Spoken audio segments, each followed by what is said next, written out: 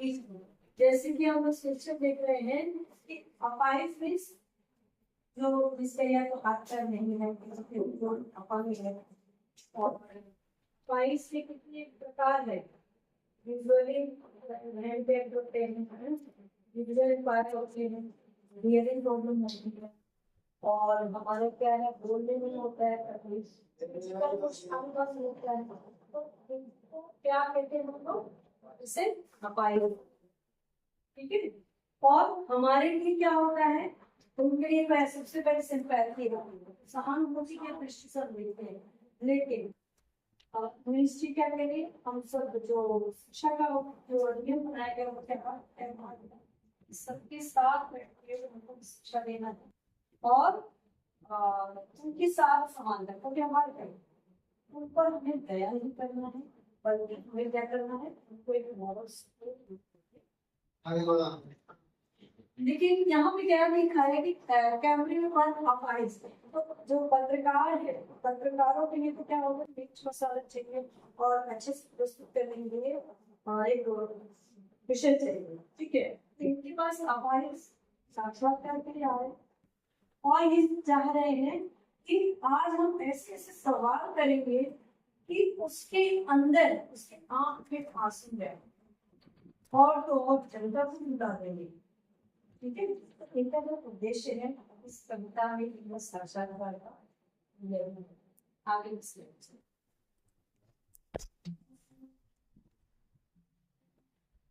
9 दिसंबर 1929 को लखनऊ का जन्म हुआ था, जिन्होंने ये कविता लिखी है। ठीक है। 30 दिसंबर 1990 में नई कविता के प्रखर स्वर और गंभीर साहित्य जन्म 9 दिसंबर 1929 को।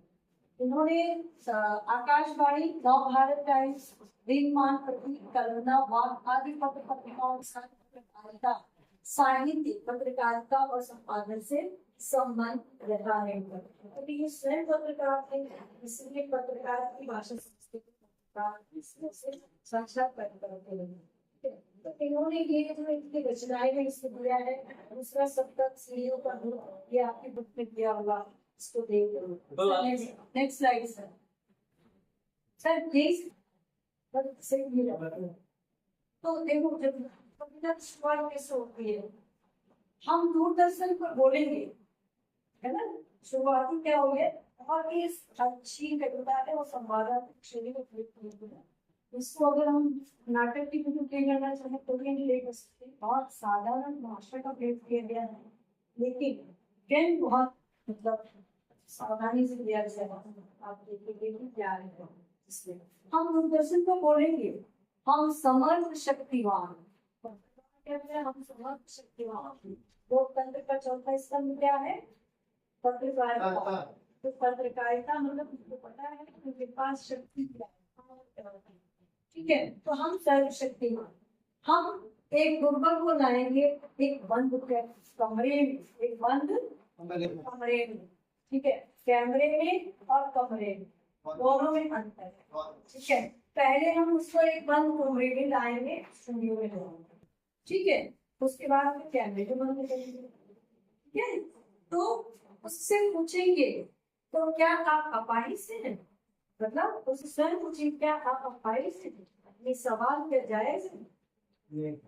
इसे अपाहिज ये पूछना क्या आप अपाहिज हैं? क्या आपकी आंखें नहीं है? तो उससे पूछेंगे तो क्या आप अपाहिज हैं? तो आप क्यों अपाहिज हैं? ठीक है। ये सवाल जायज है।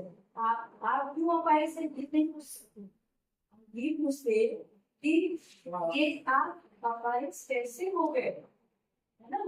सवाल जब पूछा आप क्यों अपाहिज है, अगर हम ऐसे पूछते आप क्यों अपाहिज है, तो सामने वाले को कैसे फील होगा? अंदर से बुरा फील होगा। ऐसा सवाल है। तो लेकिन अगर आप संवेदनशील होकर उसकी भावनाओं का ध्यान करते हुए अगर आप ये सवाल करें कि आपकी हालत कैसे हुई, तो आपकी भावनाओं में क्या है? उसके प्रति संवेदना है, उसके दुख आप अपना दुख समझते हैं। ठीक है। आपके अपाहिजपन, आपका अपाहिजपन तो कुछ देता होगा।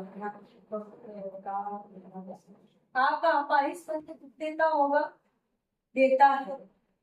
कैमरा दिखाओ, इसे बड़ा करो, जब ऊपर से आवाज आती है देता है, तो वैसे ही कैमरे को कर करके बड़ा करके दिखाओ, बड़ा करके दिखाओ, एकदम फेस को जूम कर दो, है ना। तो जूम करके दिखाएंगे तो क्या होगा कि उसका फेशियल एक्सप्रेशन ध्यान रखिए कि चेहरे पे किस तरह के भाव आ रहे हैं इसके अंदर, ठीक है। हाँ, तो बताइए आपका दुख क्या है? सिर्फ एक बड़ा सवाल है ना, फिर एक दिल दुखाने वाला सवाल है। जल्दी बताइए, वो दुख बताइए मुझे, पता नहीं पाता, जल्दी बताइए, जल्दी बताइए। आप उसको बताने के लिए इंसिस्ट कर रहे, फोर्स कर रहे हैं, क्योंकि दूरदर्शन और रेडियो को बोलने के लिए टाइम रहता है, इतने ही समय सीमा के अंतर्गत ये सारी चीजों को हमें क्या करना होता है, खत्म करना होता है ना। तो साक्षात्कार सर लगे आप इसको थोड़ा अच्छे इंटरेक्शन कर लेते हैं। अब बताओ कि अभी तक जो पढ़ा आपने इस कविता में किस पर केंद्र किया गया है? अरे कैसे होता है, मैं तो बाईस के ऊपर कहेंगे समर्थ शक्तिमान लोग लोगों को दूरदर्शन पर क्यों गाते हैं? समर्थ शक्तिमान किसको बोला गया है? पोषक है, जो संचालक है। तो समर्थ शक्तिमान लोग लोगों को दूरदर्शन क्यों दिया है, क्यों दिया है? अपाई से पूछे गए प्रश्न किस बात की परिचायक है? जो प्रश्न पूछा गया है उसका उद्देश्य क्या है? क्या जानना चाहते हैं पत्रकार, कौन बताएगा?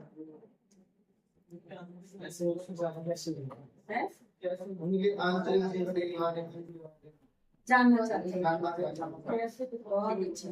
प्रस्तुतकर्ता दूरदर्शन में अपाई से जल्दी जल्दी दुख प्रकट करने के लिए क्यों कहता है? जल्दी जल्दी दुख प्रकट करो,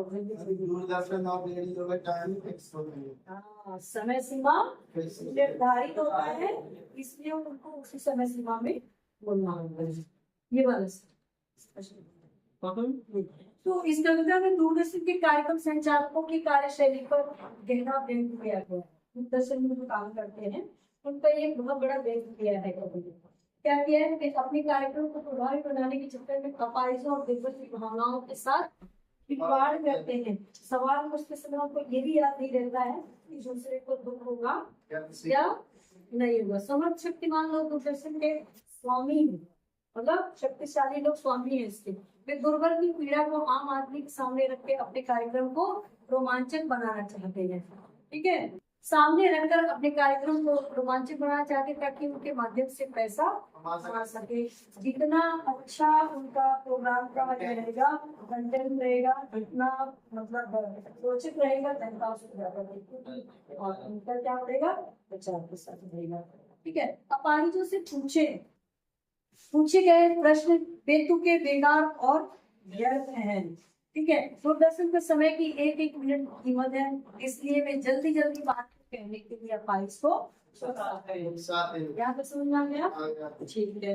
ये वाला सब उससे आगे क्या है तुम्हें सोचिए, बताइए आपको अपाहिज होकर कैसा लगता है? कैसा यानी कैसा लगता है?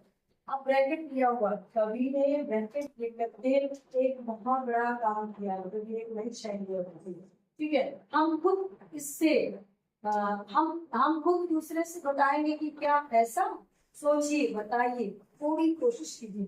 अब वो सामने बोल नहीं पा, थोड़ी कोशिश कीजिए, थोड़ी बताइए, यह अवसर हो देंगे। अरे दूरदर्शन पे यहाँ पे आने का मौका मिला है, आपको अपनी बात को कहने का मौका मिला है, कहीं ऐसा ना हो आप ये अवसर खो दे, ठीक है। आप जानते हैं कि कार्यक्रम रोचक बनाने के वास्ते हम पूछ कर उसको रुला देंगे, इंतजार करते हैं, आप भी उसको रो पढ़ने का करते हैं।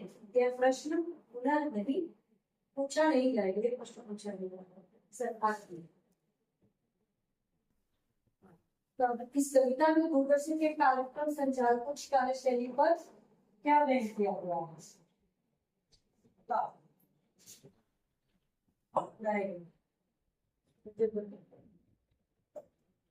समझ में आ रहा है? आ रहा है?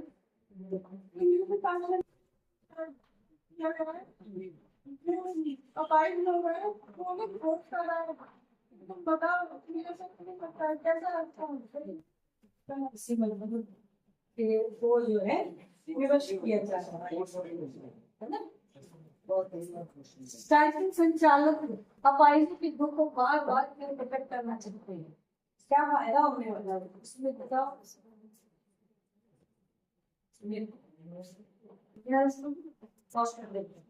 तुम ये मत चलाओ, और तुम्हारे